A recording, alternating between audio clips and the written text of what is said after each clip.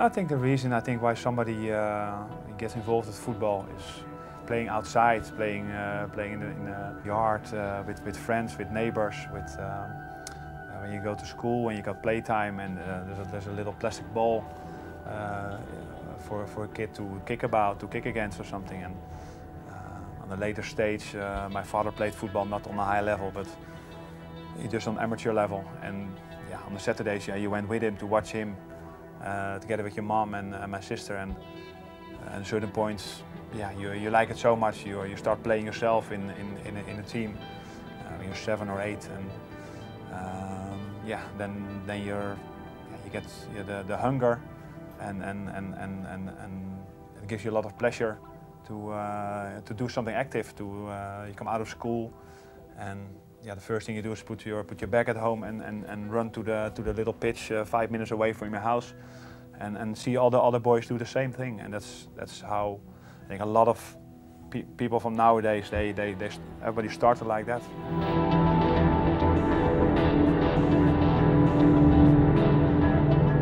Yeah, that's what you say. It's the nicest thing in life, I think, to score, and everybody jumps on top of you, and everybody loves you and everything, and yeah, for a goalkeeper that's a little bit different, because of course you can be important. You make a save maybe in the 25th minute or something, and everybody forgets that when the striker scores 2 goals in the 85th minute. So, but how I started, it was, yeah, say I played 2 years football with my friends in the team, and I think the goalkeeper was not there that day, and our manager, our coach, he said, Edwin, you're the biggest, you're the tallest, so you play in goal today. And I think it went quite well, because I don't think I've ever played football again after that. So somehow I must have left an impression with my coach. And so I think from that time I played in goal all the time, but at school or after school with friends. I liked also to play outfield also. So I think I always had that feeling that I wanted to be a real footballer also, not only a goalkeeper but also a footballer.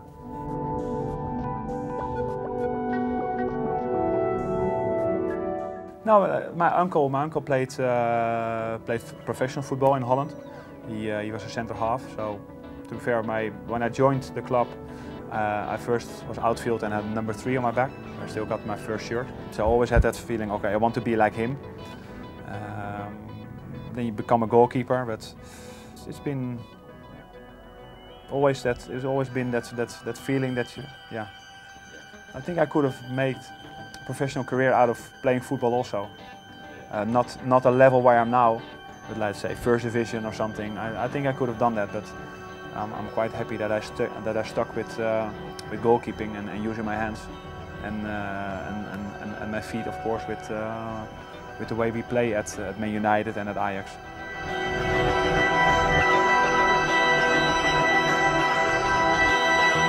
I think it's difficult to convince someone. I think you have to have, with everything you do in life, you have to have pleasure. You have to have belief also that the thing you do is and you have to do it to your utmost best. I think when you have to force someone all the time to be a goalkeeper or to be a tennis player, it's difficult. Of course, you have to encourage children, but at a certain point you have to leave it to their own decision also. I think the main thing when you focus on it's yeah, that you can be important for your team, for the players. Especially if you do well, it's important that other people encourage you and everything. That they try to bring the best out of you, and by giving you compliments. And it's the same for parents. But I think that for every kid, every child is important. That there's going to be a certain point that people encourage you to do well, to play the ball to another player, to how to make a save, and to be important for a team. And I think the most thing is that you have pleasure in life.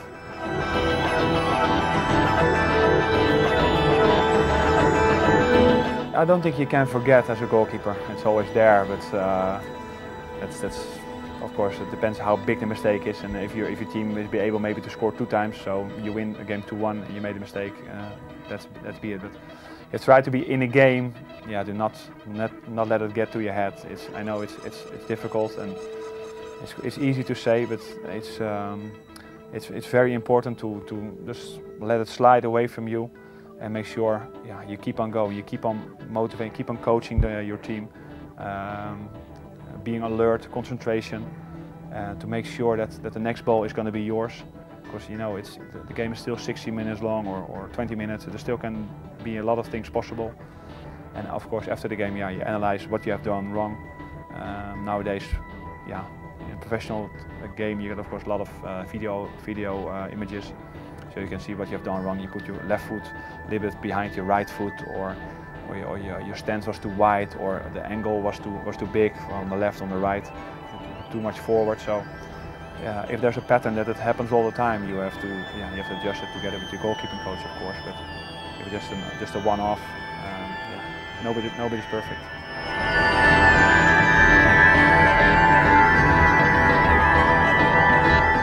Yeah, I would say it helps when you're tall, but there are also goalkeepers who are smaller than me, and they also a great goalkeeper. So. They all said to me when people played against me, "Oh, you have to play the balls low, because he is difficult. He's so tall. It's difficult for him to get to the ground." But I always found it a strange claim, because I think my reach is quite big. It's difficult. I think it's important that you know how games flow. I'm more a goalkeeper that tries to prevent something from happening than getting a kick out of saving a shot or something, saving a ball. I'd rather make sure that my defenders are organized and that they can deal with the cross. Then I let somebody head the ball and I have to make a save. But for other goalkeepers are more focused on themselves. I think it comes by age also. The moment you can share your knowledge and your knowledge of the game to your defenders. That takes a little bit time to adjust, and when you start being a goalkeeper or a player, you just think about your own position, and that's important, of course. And after a while, you just have to branch out a little bit and think about the team.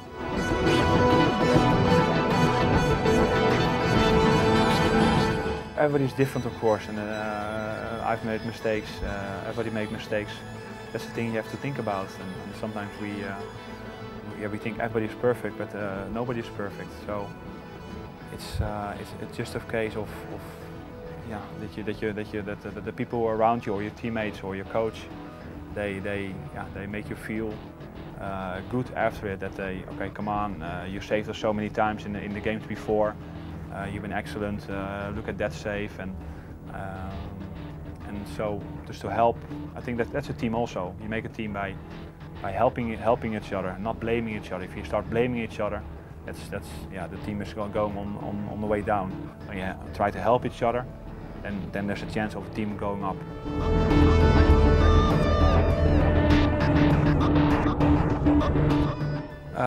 That's so long ago, I don't remember a thing.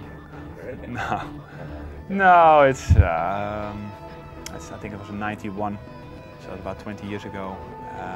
I think that time it was I think Franco Ronald de Boer already playing in the first team, Danny Blind. I think we had a Swedish striker, Stefan Pettersson. We also played Jan Wouters, Dutch international. Yeah, Jan Wouters played in the final, in the European final in '88 against Russia, for example. So those kind of players, and it's a long time ago. That was I was on the bench because I was second goalkeeper, and suddenly the third goalkeeper got injured after 20 minutes. So the manager said, "Okay, Edwin, warm up." So I warmed up 2 minutes something, and then I got called in. "Okay, yeah, you're coming on." So like the first time you're like, "Okay, this is real. This is 20,000 people watching you." So that's of course that brings pressure with you, because everything what is new, that's difficult to take in as a 20-year-old. But luckily we won that match 1-0. So and after that I played another 10 games, and every time it went a little bit better.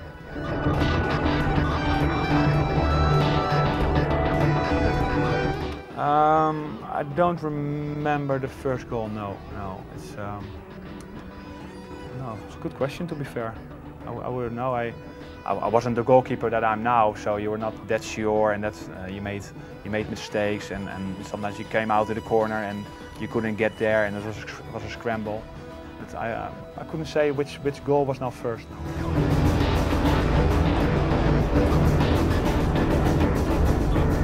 Yeah, no, it's if you take it here at United, we got Rio Ferdinand and Nemanja Vidic. They're unbelievable centre halves to have in front of you. So yeah, I'm very blessed with being them playing in front of me. And I think the three of us, we got a good connection with each other. So we know what we do, what to expect from someone. But when you start out, when you're younger, of course, it takes some time to get connected with people and to know that what your defenders are going to do in certain situations. But it's important that you talk to them, because you see a goalkeeper sees a lot of the pitch. So even if you're looking to the left, you see somebody in a blue shirt or something coming this way, so you can help your defender by telling, okay, watch your back or behind you or left or right, and somebody is like a striker runs an offside position behind the defender, and you can tell him when you start running this way, you can watch your shoulder left, so he can go that way. That saves maybe net that half a second of reaction time when the balls come over the top.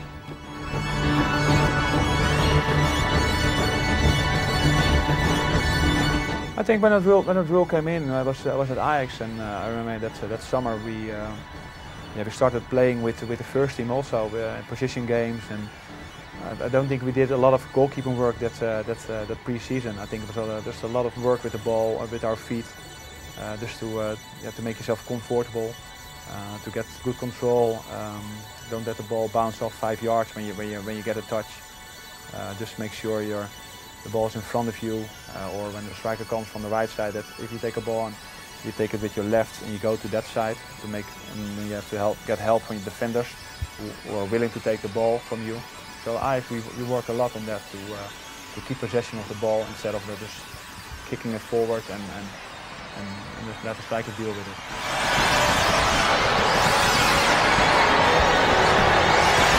That's the most difficult question, because they always, when you save a penalty, they always say, "Oh, do you know? How did you know?" and everything. But there are more penalties are going in than you save. So nobody asked when a penalty goes in. Nobody asked, "Okay, why did you dive to the right and the ball went to the left?"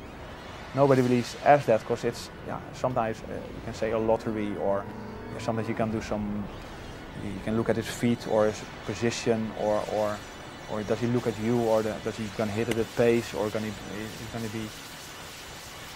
So many ways you can look at it. It's just a simple thing. It's a ball on 12 yards.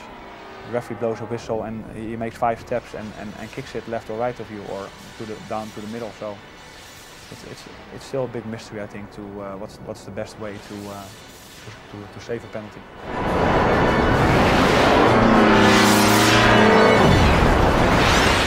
Now, before you think, okay, we played well in the first half, so we should have won. I think the first half scored 2 or 3-0 already with United against Chelsea.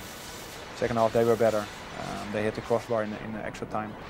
So at the end you were sort of like half relieved that you made it 2 penalties. Yeah, then you know you can do well as a goalkeeper if you save 1 or 2. You can win it for your team. Of course we missed the penalty early. Chelsea had a chance to win it.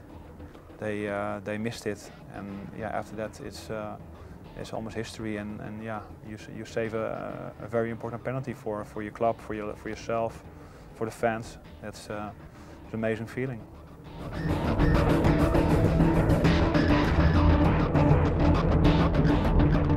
I think everyone has a different side that you see on the pitch. They always say goalkeepers are crazy, but I don't call myself as crazy.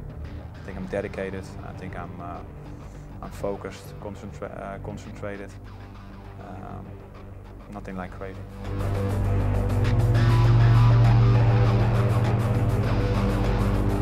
Yeah, it's just to say it's been such a long road, and yeah, you pick up things left and right from other managers, from players, from teams where you play against.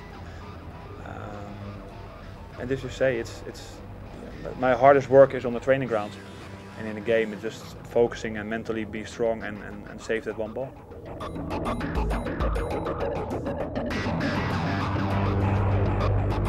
Depends, because if you see our game on Saturday against Chelsea, our striker gets within 20 seconds, you get a one-on-one. It could have easily been, okay, you're not really focused yet, because the game starts and the ball gets played back and goes to the side, and we play a long ball, cross in. But he had it in his mind, first chance, first goal, and that's what you need all over the pitch, and also for a goalkeeper, of course. Then.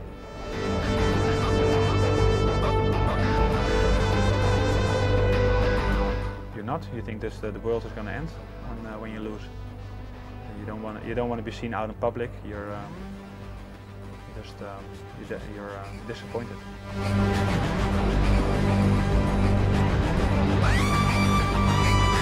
No, I think it's a specific situation. I think you need a good goalkeeping coach to relate to certain situations. Of course, in general, a manager knows, yeah, when a goalkeeper should have saved the ball or should have come out or anything like that. This manager has been here 25 years and done extremely well over the years, and he's been a striker himself. But, yeah, the value and the belief and the information that he has acquired over the years, that he shares it with everyone.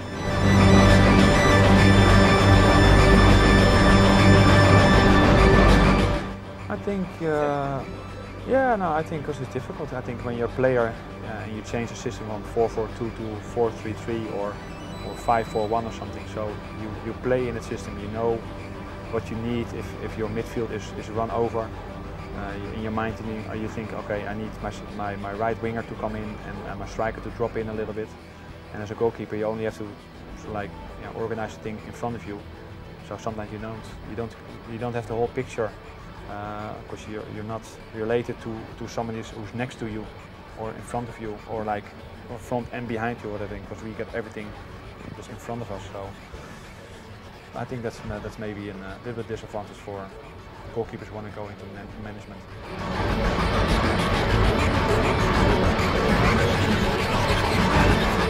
Yeah, you still get excited for every game and a little bit nervous because you have to all the time. It's an important game because you have to win. You want to go to the Champions League. You want to go to the quarterfinal. You want to go to the semi-final. You want to win the league. So I don't think that really changes.